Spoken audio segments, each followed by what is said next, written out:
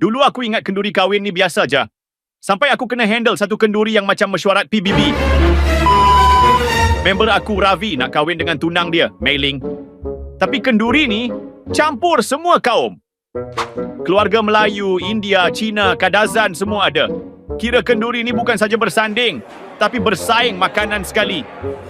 Makcik aku sibuk tanya, mana gulai ikan? Lepas tu Mak Ravi pula datang, mana kari kambing? Tok Mei Ling pula kata, mana ayam masak kicap? Aku kat tengah-tengah rasa macam tengah main game Survivor Kenduri Edition. Lagi best, DJ kenduri ni kena jadi Google Translate. Masa keluarga pengantin nak bagi ucapan, DJ ni kena translate 3 bahasa.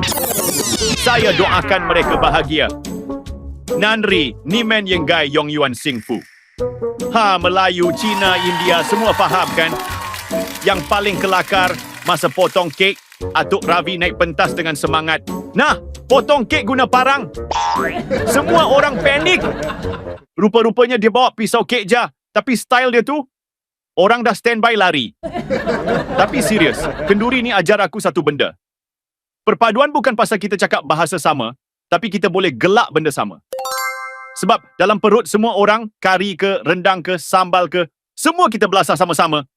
Malaysia ni bukan pasal siapa paling banyak, siapa paling kuat, tapi pasal kita boleh makan satu meja, gelak satu hati.